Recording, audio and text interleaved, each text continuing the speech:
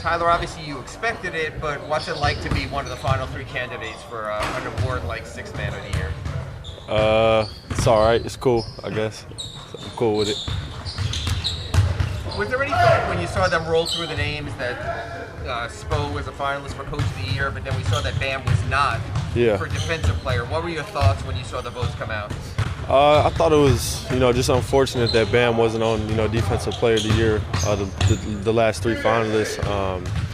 I just don't think that anyone in the league guards 1 through 5 like Bam can. I think to this point he's proved his worth as of Defensive Player of the Year. So it was just unfortunate to see that, and then, happy to see Spo get his credit for Coach of the Year. So overall, it was good for us. Yesterday, obviously, there was the big Duncan game, but one of the things about this team is there's so many different guys who can do it. So, I mean, is it a matter of you sort of sit back, like you always talk about, and enjoy his success, knowing that eventually your time comes also? Yeah, man, I'm just really happy for Duncan. It's been a long year moving, from the bench or from the, starting 5 to the bench, but he's continued to, come in every day with the same mentality. Same preparation, so just really happy for him. He's able to show what he's still capable of, and just happy for him.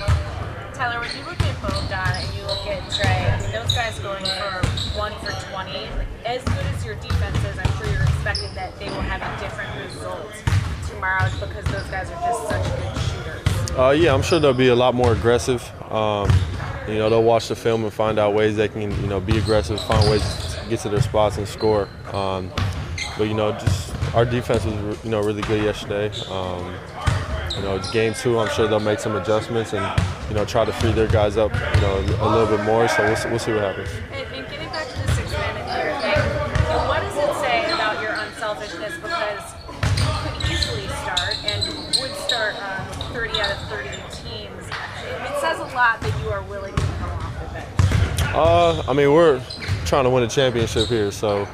Whether it's starting or coming off the bench, for me, I accepted that role, and hopefully I win Sixth Man of the Year. Who knows? But just happy to be on this team and happy to accept my role. Does it validate though the work that you've put in to accept that role, embrace it, and then succeed the way that you have?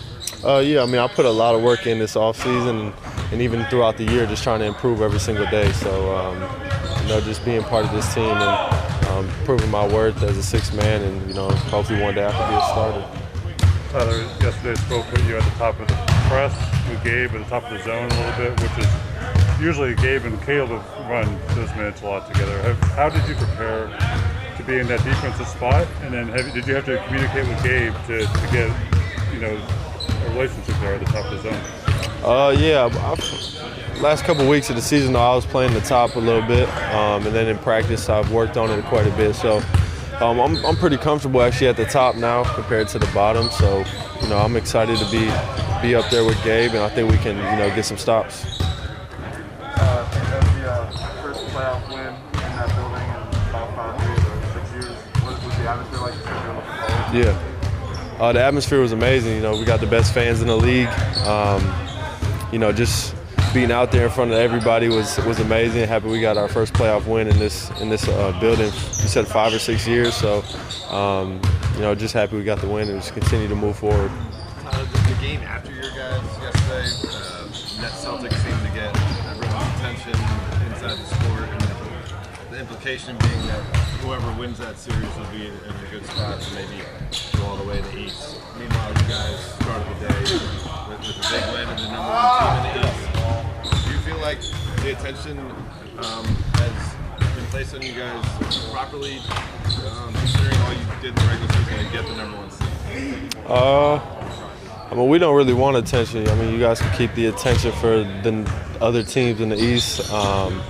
They got to come through here anyway, so we'll see what happens. Tyler, in some ways, does it keep you guys on your toes or more connected when plays can be drawn for 7 different guys on the roster? No, yeah, I've said it all year. We have a deep roster that anyone can come in any night and have a game like Duncan, a 25-point night. I think that's a strength of ours, having, like you said, 7 or 8 guys that can go for 20 points, in a game. And then having all those different options to draw up plays, I think that's, one of our biggest strengths. Do you think that shows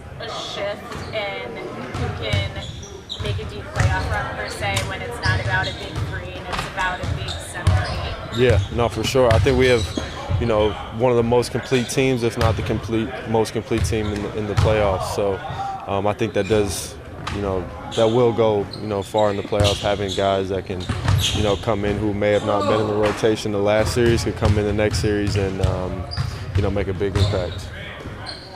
And on that issue, have you ever seen a team, Tyler, with this kind of depth where players of quality as Vic and Caleb, you know, didn't even get in yesterday? At least no, I haven't. You know, this is, like I said, a very deep team. You know, Caleb has played all year. You know, Vic being who Vic is, and Keith, you know, he's won a championship. So, you know, just we got a deep team. You know, there's a long playoffs, and you know, I'm sure at some point everyone will get their number called.